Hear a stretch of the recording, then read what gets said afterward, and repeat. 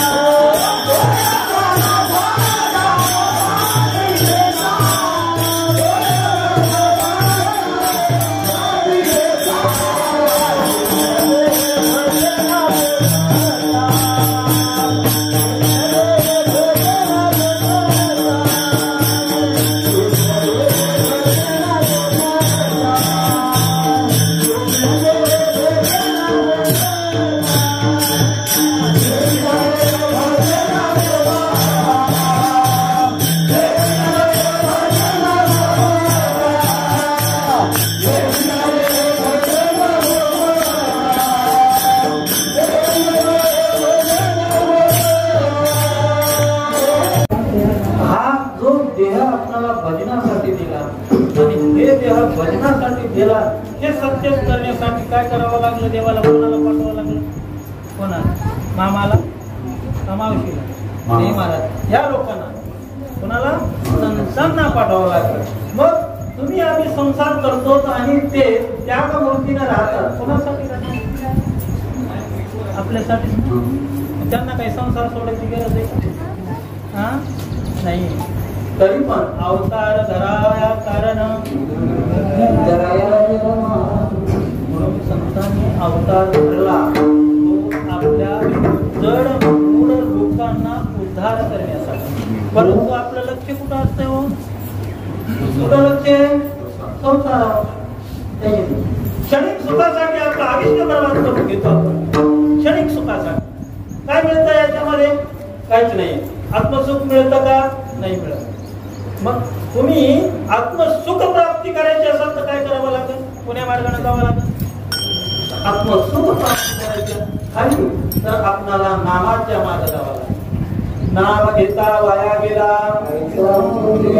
अरे नाम घेता वाया गेला.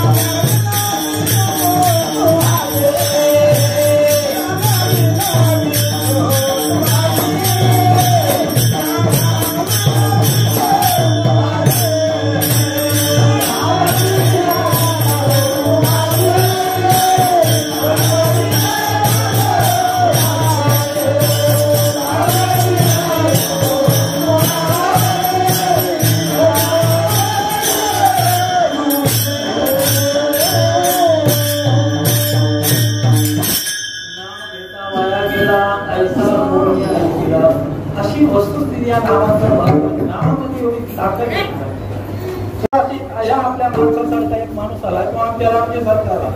रामजी उठला, महाराज मला स्वप्न मामा अजिबात म्हणला नाम घ्यायची काय गरज आहे, नाम न घ्यायचं तर मग राम नाव का ठेवलं बाप्पानं.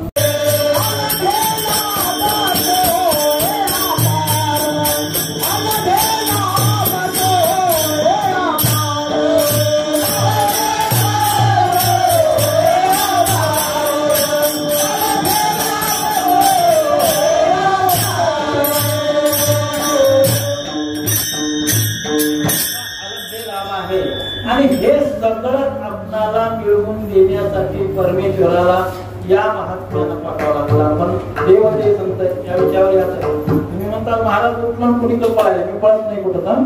फक्त कसं आहे मार्ग वाढण्यासाठी वळविण्यासाठी काय करावं लागतं, ढोर वळवायचं म्हणलं तर त्याला बाजूनं जाऊन वाटवलं आणावं, बरोबर आहे का नाही. सरळ वाटणं आपण त्याच्या मागे गेलो तर ते पुढेच पळत राहतं, पण त्याला पुढे जाऊन वळवावं लागतं. त्याच्यासाठी वाट सोडून त्याला मार्ग बघून आपण अडवायचं असतं, तसं मार्ग तत्व आहे बरं का.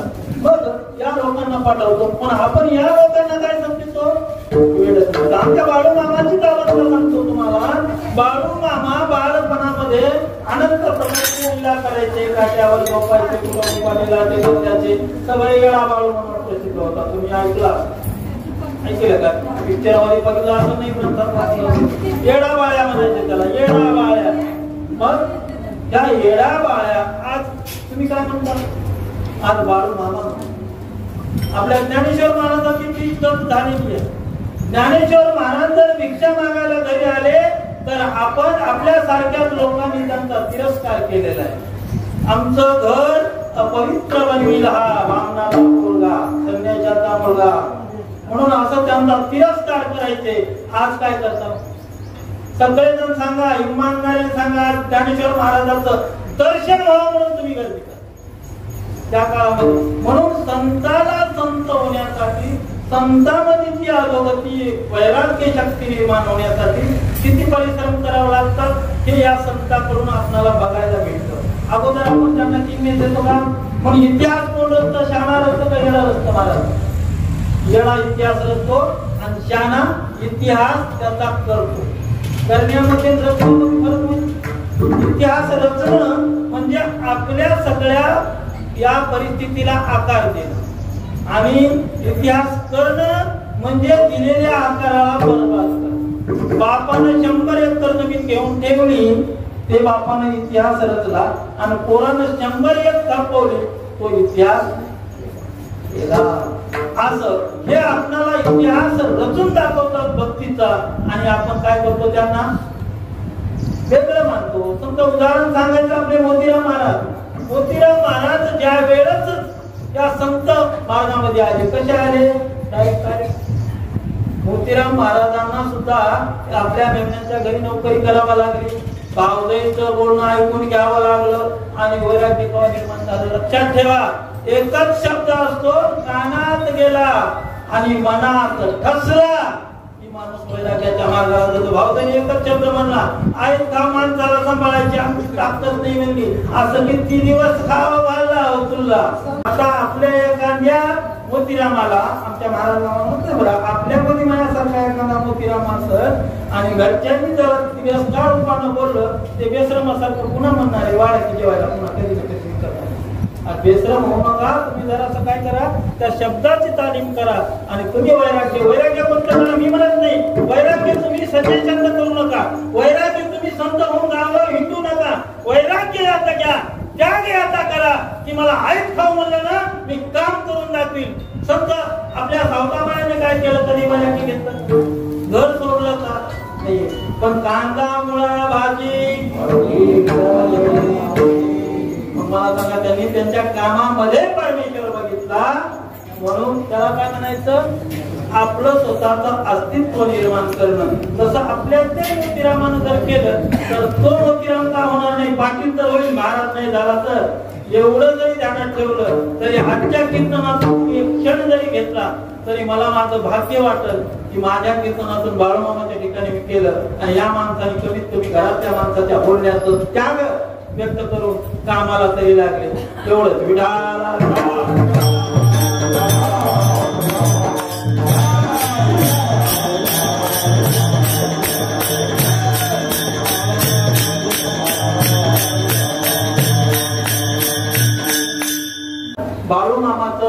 चरित्र जर आपण ऐकलं बाळूमामाच्या चरित्रामध्ये काय आहे हे जर पाहायचं गेलं तर खरोखर या कलियुगामध्ये 1814 मध्ये कलियुग आहे की नाही, किती वर्ष झाला असत 1814 मध्ये बाळूमामा.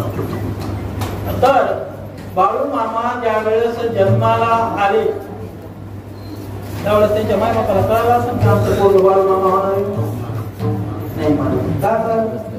कारण हे आपण मतिमंद आहोत, मतिमूळ आहोत. आपल्या संसाराच्या सापळ्यामध्ये आपण फार गुरफटून गेलो, आपल्याला अजिबात काही कळत नाही. एखादा म्हणजे मला कळत नसलं तर मी एवढी प्रॉपर्टी केली असती का, ही प्रॉपर्टी नाशिवंत आहे राजा. सगळे येणार आहे का सांगा, कोण कोण येणार आहे 100 एकर जमीन सगळं? हा सगळं काय येणार आहे? नाम येणार, भक्ती येणार आहे, त्याच्याशिवाय तुमच्या सगळं काहीच येणार नाही. म्हणून तुम्ही काय करायचं हे सगळं करण्यामध्ये सांगा बरं. आता तुम्हाला दिवसातून नाही तर नाही रात्री 1 घंटा मिळते का मला? 1 घंटा तुम्हाला जवळ मुलगी नसेल तिथं जाऊन तुम्हाला जमना गेलं तर म्हणणार मन लावून जरी ऐकलं, कारण श्रवणे जरी भक्ती केली, भक्ती किती आहे? श्रवण भक्ती आहे, तुम्ही स्मरण भक्ती आहे. दोन्ही पैकी कोणतीही भक्ती करा तुम्हाला पाहून. आता श्रवण भक्ती तुम्ही म्हणता मला वाचताच येत नाही, मी काय करू? मला घडलं बरं का, तुम्हाला सांगतो घोड्याला माझं कीर्तन होतं. मी ज्ञानेश्वरी विषयी सांगायला गेलो, तिथं आता आमच्या म्हाताऱ्यासारखं उठलो, म्हणलं आम्हाला ज्ञानेश्वरी वाचत येत नाही का, आम्ही बैलाच्या पाठीवर वाचावं. अरे म्हणलं बांध बैलाच्या पाठीवर आणि त्या बैलाला ज्ञान्या म्हणून हाका तरी ज्ञानेश्वरीचा अभ्यास झाला. काय म्हणलं तुम्हाला वाचता येत नाही तर स्पीकर मध्ये लाव, सगळ्या गावाला ऐकू दे. नुसता कानावर जरी शब्द पडला तर मनावर परिणाम होतो आणि ध्यान लागायला लागतं आणि ध्यानावर परिणाम होऊन माणूस तुम्ही करतात ईश्वर चिंतना करतात. आणि मग आपल्या जीवनात ज्याच्यासाठी आलो त्यासाठी केला होता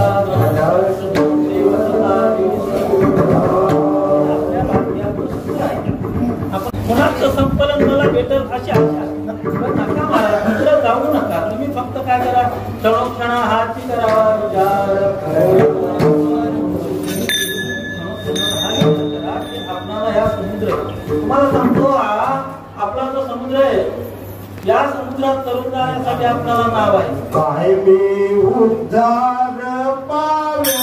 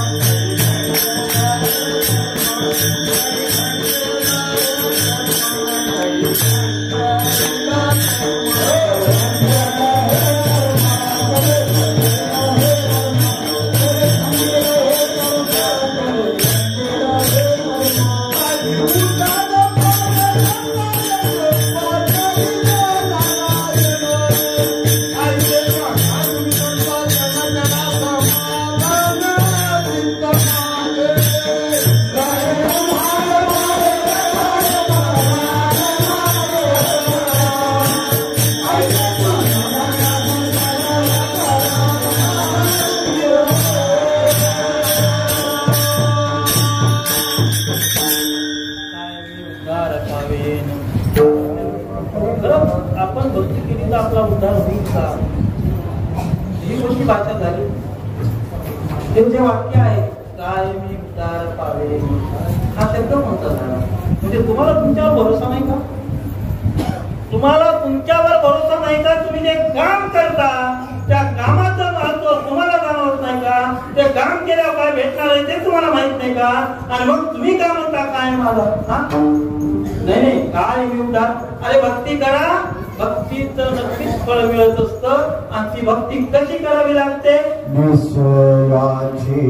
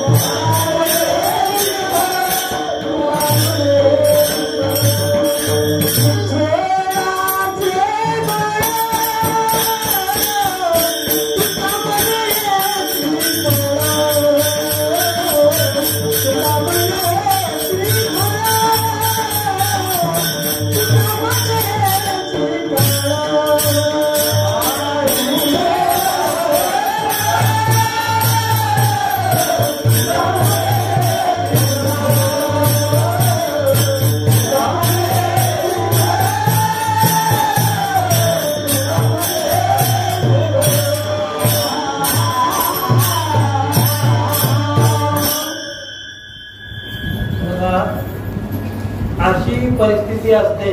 आणि अशातच बाळूमामा असे थोडे मोठे झाले. आणि थोडे बाळूमामा मोठे झाल्यानंतर जरा मोठं लेकरू झाल्यावर 10 वर्षांनी झाल्यावर काय करतात? शांत होते का? नाही म्हणा. त्यानं जराशा उलट्या पत्या करायला लागलं. इकडं काहीतरी कर, तिकडं काहीतरी कर. पण कसं करायचं माहितीये का? की लोकांना त्रास नाही द्यायचा, आपल्या स्वतःच्या आत्म्याला त्रास घ्यायचा, स्वतःच्या शरीराला त्रास घ्यायचा. शेवटी बाळापाला वाटलं की आपलं पोरगा आता अशा नाडक्या करून स्वतःचा विचार न करता वागतंय, तर आपण आता त्याला म्हणतो काय करू? लवकर घेऊ, 2 रुपये येतात. हा विचार केला आणि चंदू सावकाराच्या घरी बाळूमामाला नोकरी ठेवू. तुम्हाला विजयाकडे आपण कसं यायचं असतं. तर संत होण्यासाठी किती अंत पाहतात लोक, हे महत्वाचं जाणून द्यावं. मग बाळूमामाला त्या चंदू सावकाराच्या इथं शेवटीच्या इथं नोकरी ठेवली. आता ते मारवाडी किंवा मारवाडी म्हणून हा धनगराचा आहे, आपल्या घरामध्ये चालत नाहीये ना. मग काय करावं? त्याला आपल्या या झोपड्यामध्ये थोडीशी बाजूला जागा द्या. शेतानीला सांगितलं मला. मग तिनं काय केलं? एका ताटाला छिद्र पडलेलं होतं की जे आपल्या घरात वापरता येईल. ते ताट, एक फुटकाचा तांब्या दिला, बाळू ते घे बाबा आणि त्या झोपडीमध्ये राजा आणि आमच्या जनावर तिथं वळायला तिथंच बसत. मग बाळूमामाने मान्य केलं. कारण कशासाठी मान्य केलं माहिती का? त्यांचं कर्म काय होतं? कर्म काम करणे. धर्म कोणता होता? अज्ञान. महत्व लक्षात ठेवा, शब्दाकडे लक्ष देता.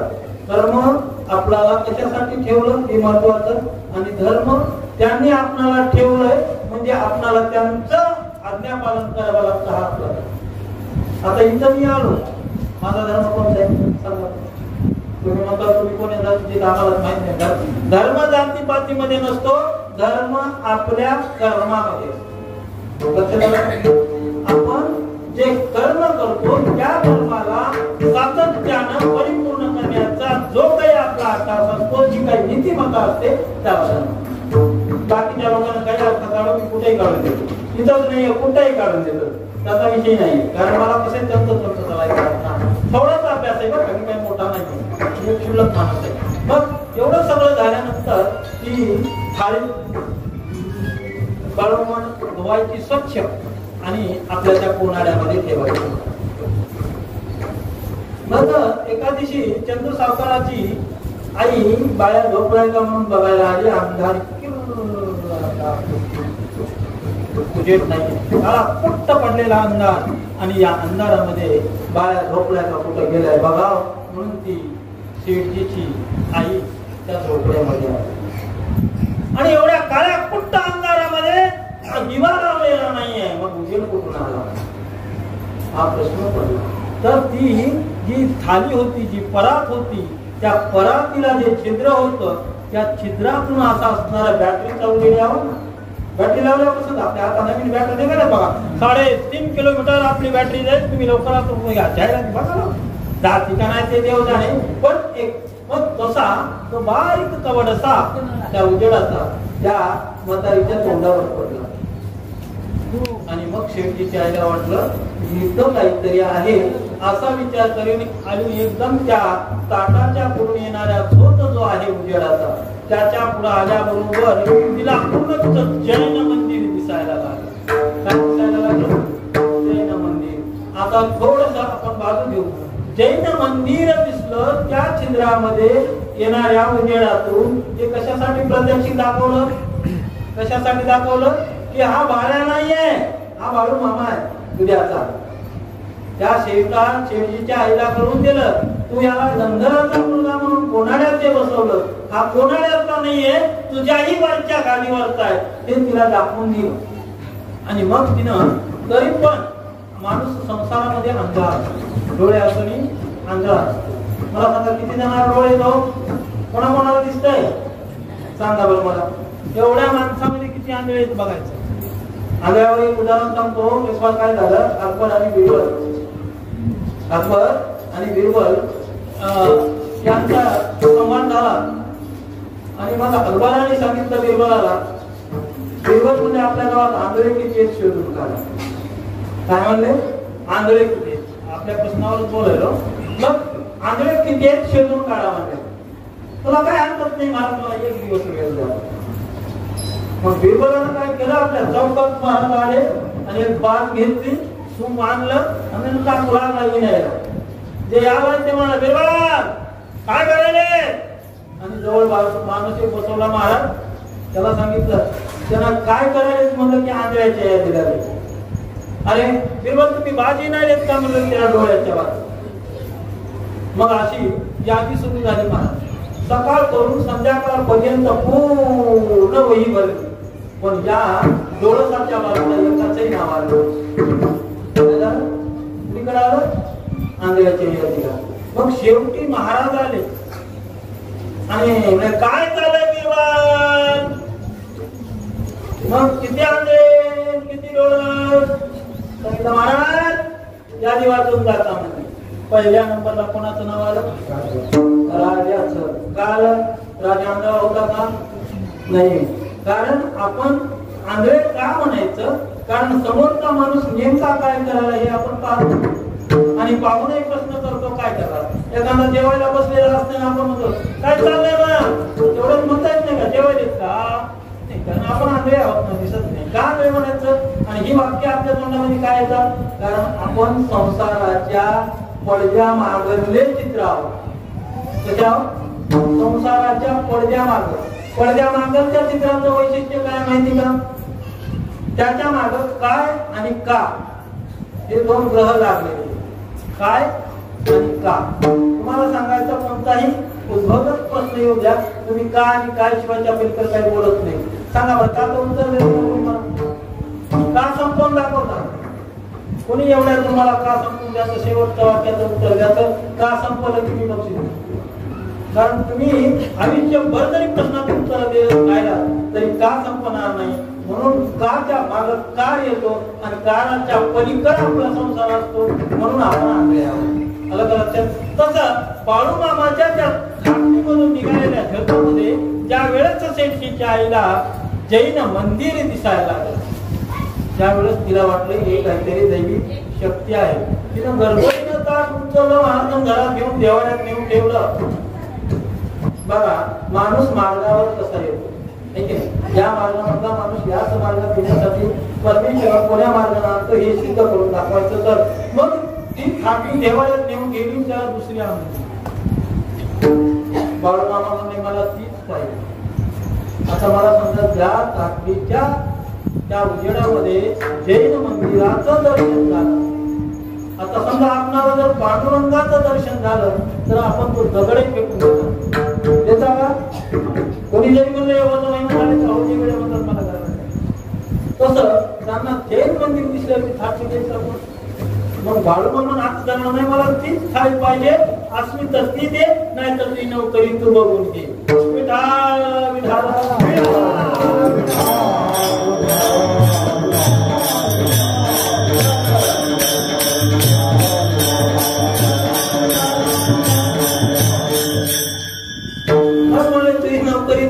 घे म्हणजे आणि बाळूमामाने तिथून घर सोडलं. त्या चतू सावकाराच्या घरी आला, तिथून बहिणीच्या घरी गेला, बहिणीच्या घरी काही दिवस राहिला. अशा आनंद झाल्यानंतर शेवटी बाळूमामाच्या मागे लग्नाचा अट्टाहास लावला. सगळ्यात मोठं काय म्हणजे पोरग मोठं झालं. काय वाटतं तुम्ही कधीच म्हणणार नाही पोरग साधं संत व्हावं, तिला जावं, 5-6 वर्षे तिथं मर्दन शिकावं, तिथं गाणे म्हणायला शिकावं म्हणतात नाही म्हणत महाराज. कारण का तर आपला देहच नाही, आपला देह तसा नाही.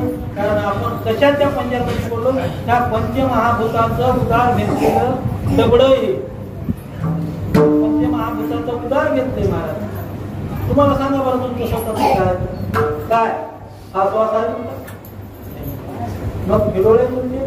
अरे हे सगळं पंचमहाभूताचं आहे. आणि त्याच्यामध्ये काय गेलं तर आपल्या रेडिओ मध्ये जसं आपल्याला ते पूर्ण याच्यामध्ये कीट बसवतात, ही आत्मरूपी कीट परमेश्वराला बसवून या सृष्टीचं दर्शन करून आणायचं होतं त्या आत्म्याला. म्हणून या डबड्यामध्ये तुम्हाला फिट केली तुमची आत्मरूपी. पण ते आत्मरूपी कीट फिट केलं, पण आत्मदर्शन तुम्हाला मर्जस्वरही होत नाही. कारण त्याच्यामुळे होत नाही, कारण तुम्हाला या शरीराचा नाशिवंत देह जाणारे सगळं एवढं सगळं तुम्ही तोंडाने म्हणता का नाही. हे जर आपण जर कोणी चलत नाशिवंत देह, अरे हो नाशिवंत आहे, मग त्या नाशिवंताच्या मागे तू एवढा बेजार का होतो? काय गरज काय? नाशिवंत आहे ना, मग या असणाऱ्या सत्यनामाच्या मागे आत्मदर्शन करून घे. आणि आत्मदर्शन घेतलं तर तुमची आत्मप्रवृत्ती बदले. आणि आत्मप्रवृत्ती बदली तर भक्ती मार्गामध्ये तुम्ही रममान व्हाल. आणि भक्ती मार्गामध्ये रममान झाला तर तुम्हाला पुन्हा जन्माला येण्याची गरज आहे का? जन्म मरण खुंटून जातं महाराज. आणि तुम्ही काय करता आपल्याला याच्यात आपण कोण्या मुक्ताला आपला धर्म संपदा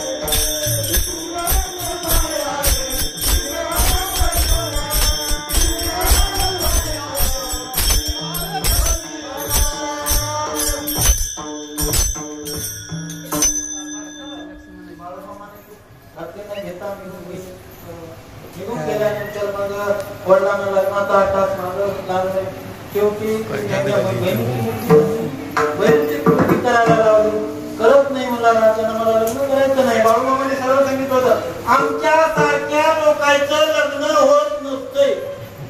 काय आमच्या सारख्या लोकांचं लग्न होत नसतंय. तुम्ही त्या फंदात पडू नका. माय बापाला सांगितलं, पण माय बापाची वेळी माय आहे की नाही? माझ्या पोराचं लग्न झालं पाहिजे, त्याला लेकरं झाले पाहिजे, मला आजोबा म्हणलं पाहिजे, पुन्हा त्याला लेकरं झाले पाहिजे, मला पंजोबा म्हणलं पाहिजे. अरे व्हॉट इज दिस? काय ह्याच्यासाठी नाही महाराज. मग तेवढं जरी सांगितलं त्या संतांनी, पण पुन्हा ऐकलं का नाही? ऐकल्या शेवटी बसवली, त्या मेवण्याला बनवून घेतलं आणि तू पोरगी भाची समजा बाळूमामाला करायचं ठरवलं. आणि त्या दिवशी मात्र बोलत बाळूमामाला सरळ सांगितलं मेवण्याला, बाबा तू असा जर करायला तुझ्या पोरगी आणि तू मलाच देण्याचं ठरवलं, तुला काय तिकडे पोरं भेटणार का जावई करायला?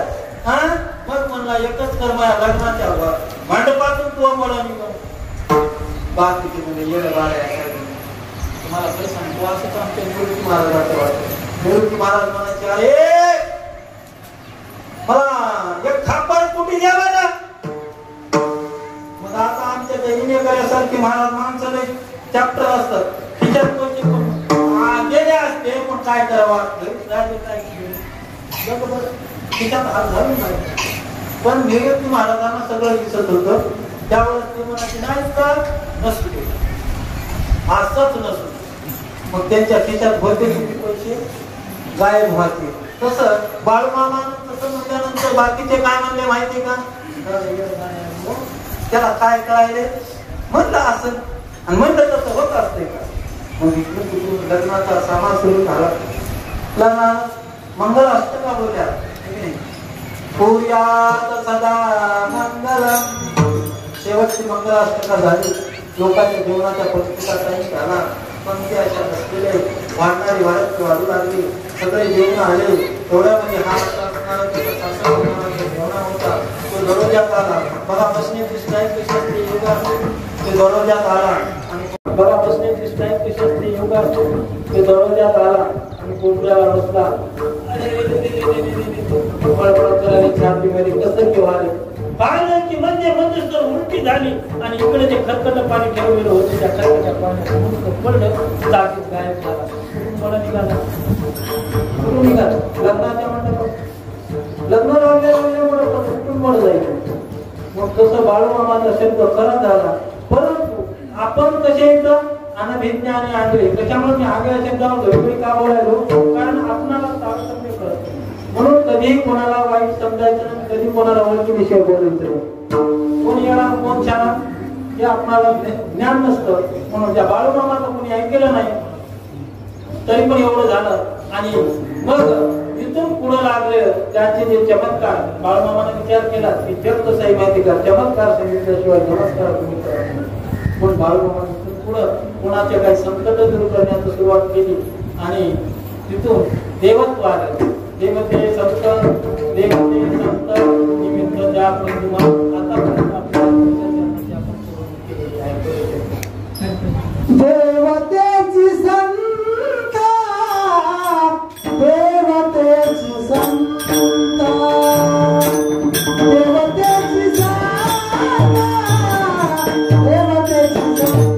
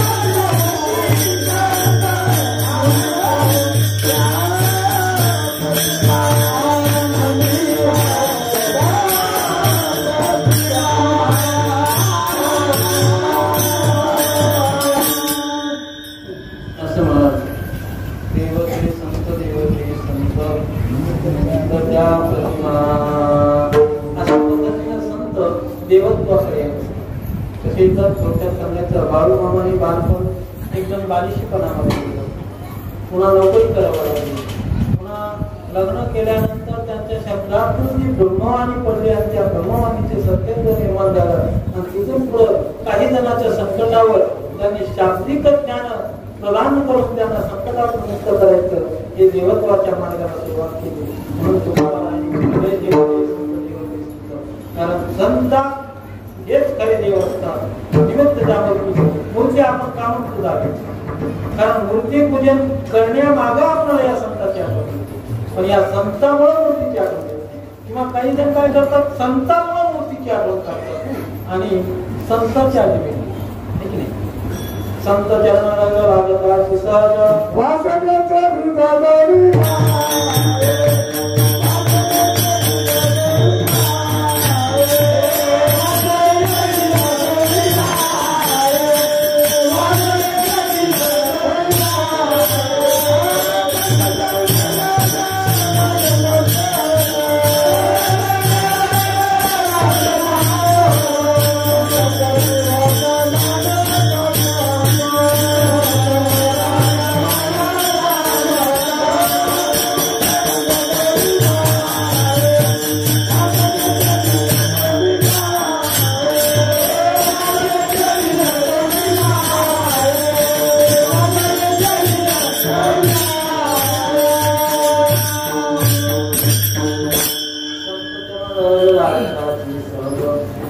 वासनेचे बीज जळून आहे. एवढं संतांच्या पायाची धूळ जरी आपल्या डोक्याला लागली म्हणजे त्याच्यात एक कण जरी आपल्या मस्तकाला लागला तरी आपल्या मनात वासनेचे बीज. वासना म्हणजे काय? आता अनेक प्रकारचे अर्थ करतात. वासना म्हणजे आपल्या मनामध्ये निर्माण होणाऱ्या विकल्प यांचा जो गदारोळ असतो. गदारोळचा अर्थ काय होईल? मग गदारोळचा अर्थ असतो की जे आपण काय संकल्पना करावं हे सुद्धा आपल्याला नाही. मग जे विचार आपण करायलो, आमच्या या पक्केवाल्या मामाने विचार केला की मला 1 लाखाचा बैल जोड आणायचा आहे, पण 1 लाखाचा बैल जोड आणायचा आहे, घरी 2 एकर शेती किती?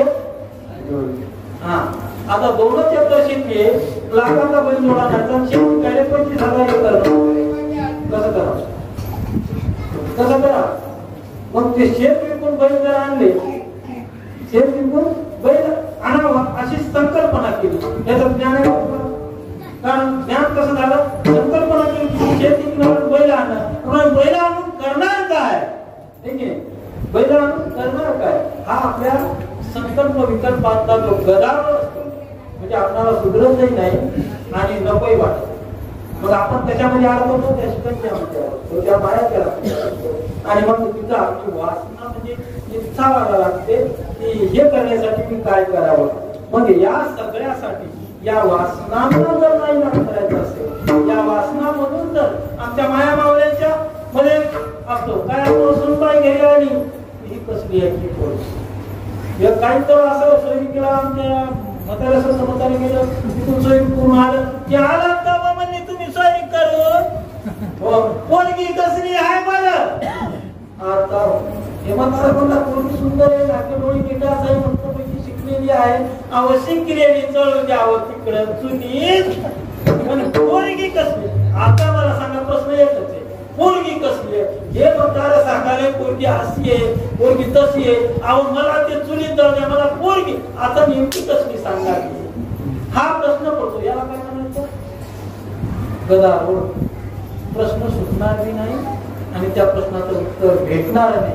म्हणून माणसानं काय करायला पाहिजे की एवढं सगळं झालं, सुनबाई आली, त्या सुनबाईचा निर्णय लागणार, म्हाताऱ्याला सांगायचं कळणं आणि म्हाताऱ्यानं सांगितलं तर चुकीच्या गोष्टी. हे म्हणायचं मावल्यावा, आपण ज्या वेळेस अशी भावना येते, असे मनामध्ये येतं की ही कसं ते कसं, यापेक्षा तुम्ही काय करायचं? नामस्मरण करायचं, नामाचा जप करा. तुम्ही जरी 5 मिनिटं तुम्हाला कोणतीही विकृत अशी अवस्था आली, तुम्ही नामाचा जप करा. सगळ्यात महत्त्व सांगू, या गड्यांपेक्षा, या पुरुषांपेक्षा तुमच्या नाम घेण्यामध्ये जेवढी भक्ती असते, जेवढा भाव असतो, तेवढा या पुरुषामध्ये नसतो. कारण का? तर हे कसे तर चंचल वृत्तीचे लोक आहेत. मी पुरुष असलो तरी सांगतोय, चंचल वृत्तीचे लोक आहेत. का चंचल वृत्तीचे लोक आहेत? आता मी सांगितलं आमच्या महाराजाला की महाराज तुम्ही सकाळी उठून कुठं जाऊ नका, घरच्या घरी काकडा आरती करा. मी एक दिवस मुक्काम राहिलो महाराजाच्या, त्या दिवशी महाराज काकडा आरती करणार, दुसरी दिवशी महाराजाला जेवण येणार. परंतु तेच मी जर आमच्या माऊलीला सांगितलं नाही, तू रोज उठून हरिपाठ घे, रोज लवकर उठायचं 4ला आणि हरिपाठ घ्यायचा. महाराज येऊ की नाही येऊ, माय उठणार आणि बरोबर 4ला हरिपाठ घेणार. तुम्हाला झोपेतून उठवायच्या आधी आणि तुम्ही 5:30ला चहा मागितला तर 5:15लाच उठावं, तोंड धुवा तुम्ही, चहा झालाय बघा, पुन्हा म्हणताल गरम नाही. आमची माऊली अशी म्हणते. मग सांगा बरं, एक निष्ठता किंवा भक्तीमध्ये भाव कोणाचा श्रेष्ठ आहेत तर मावळ्यांचा श्रेष्ठ आहे. मावळ्यामुळे जे चालतं हे आम्हा ह्या पुरुष मंडळीला वाटतं माझ्यावर चालतं. तुमच्यामध्ये जी आदिशक्तीची ताकद आहे ती यांच्यामध्ये नाही. ते आणून देतील हो तुम्हाला 4 पोते, परंतु त्या एका गव्हाचे प्रकार किती तयार करायचे की नाही, ते प्रकार तुम्ही बनवून त्या माणसाच्या मनाचं मनोरथ पूर्ण करता. म्हणजे श्रेष्ठ कोण? तुम्ही काही आणून देणार. एक सोन्याची काम आणून दिली सोनाराकडे, तर सोनाराचं काम तुम्ही करता माय, हे फक्त काम आणायचं काम करतं. म्हणून तुम्ही जास्त लक्ष द्यायला पाहिजे. या संसाराचा मूळ स्तंभ आपण आहोत आणि यांचं चुकलं तर आपण त्यांना समजून सांगावं. यासाठी आपण या संत चरणाच्या धुळीचा विचार करावा. तुम्ही जास्त विकल्प जर केले तर संसार फाटून जातो. संसार फाटण्यामागे विकल्प जर मावळ्याने केला तर संसार फाटतो, आणि पुरुषाने जर केला तर मावळीला एका शब्दामध्ये त्याला नीट करू शकतो.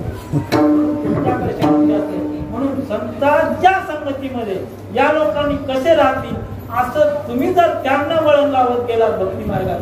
पाठ उचले तुम्ही हरिपाठ पुढाव, तुम्ही तुम्हाला म्हणता येत नसेल तर मागा म्हणा, लागतो हात. आणि मग बाळूमामाच्या मंदिरात येऊन माझ्यासारख्या येड्या मुड्याचे 4 शब्द कानावर घेऊन ऐकून घेण्याची जी संधी मिळाली त्याचं तुम्ही सोनं केल्याचं सांगतो.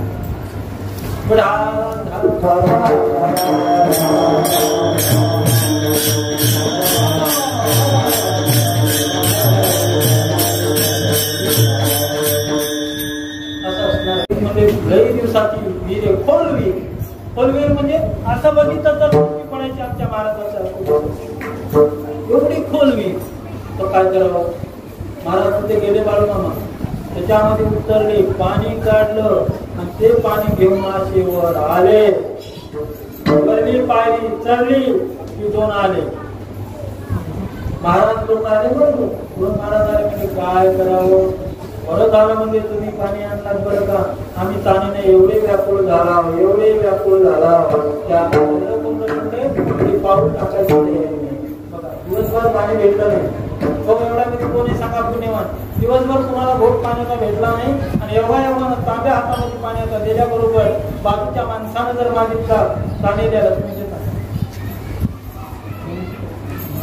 तरी पण बाळूमामामध्ये काही हरकत नाहीये, तुम्हाला पाणी पाठवतो. हे दिलं एकाला केलं, एकाला आणण्यासाठी पुन्हा विहिरीत उतरले, पुन्हा विहिरीतून वर आले, त्याला ते गाडगं दिलं पाणी प्याला. आणि मग तिथं त्या दोघांनी वरदान देवत्व आणून सोडलं ना पुढे. मग तिथं वरदान दिलं, अरे म्हणले तू चिंता करू नको, तू जे बोलशील तुझ्या तोंडातून शब्द निघल, कोणा दुःखिताचा असो, कोणा एखाद्या पीडिताचा असो, संकट दूर करण्यासाठी तू जे म्हणशील ते होऊन जाईल. तथास्तु म्हणले आणि एकदम असे असणारे अदृश्य. तेव्हापासून मग बाळूमामाच्या ते 5 मध्ये काय आली, कोणती वाचा झाली, ब्रह्मवाचा. बाळूमामाने म्हणून तेच करायचं. बाळूमामाने जे म्हणलं तसं घडू लागलं आणि तिथं देवाला मग मी तो अशी अवस्था झाली की मी ते देव झालो. कोण झालो? ते देव झालो. तुमचा देव आंदोलन नाही बरं का, ते देव झालो म्हणजे त्यांच्या आशीर्वादातून निर्माण झालेली माझी जी प्रवृत्ती विसर्जित आहे आणि मी जे त्या मार्गामध्ये झालो.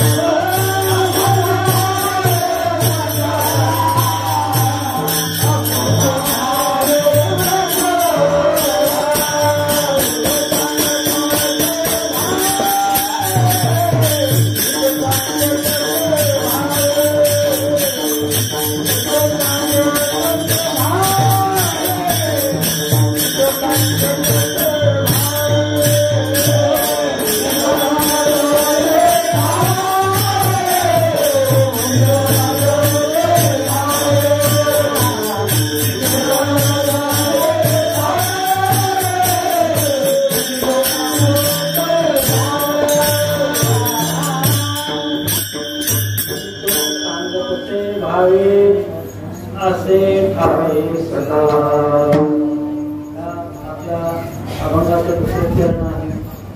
सांगून सांगितलं मी देवत्व माझ्यामध्ये आलं म्हणायची गरज आहे. म्हणायची गरज आहे. देवत्व आलं हे सांगण्याची गरज नाहीये. देवत्व आल्याचं प्रतीक निर्माण करणं आपल्या गरज आहे. मी कीर्तनकार झालो हे मला म्हणायची गरज नाही. मी जर माझ्या 4-2 ठिकाणी कीर्तन करून दाखवले तर कालचा स्वप्ने मामा आजचा स्वप्ने महाराज अशी अवस्था आहे. कारण ते का तर प्रतिभा तुम्ही निर्माण करायची तुमच्यामध्ये, तुम्हाला जागृत करायचे तुमच्यामध्ये, तुम्हाला जागृत करायचे. मग तुम्हाला जागृत करावं लागेल. काय करावं लागेल? 4 वाजता उठून काय आपल्याला तिकडच्या कडीला जावं लागेल का? तुमच्या मनाकडीला कोणत्या कडीला गावात 4 वाजताचा कार्यक्रम तिकडेच गेल्यानं तुम्ही जास्त होत नाही महाराज. तिकडे जाण्याचं बंद केल्यानंतर त्याच्यानं जागृत होत नाही. तुम्ही त्याच्यानं भरपूर जागृत व्हा. आणि ते तुम्ही जर तुमच्यावर तुम्ही जागृत केलं तर तुम्ही जागृत ज्यावेळेस तुमच्या तुम्ही होता त्यावेळेस तुम्हाला या संतांचं महत्व उठा मागे वारे आता उठा जागे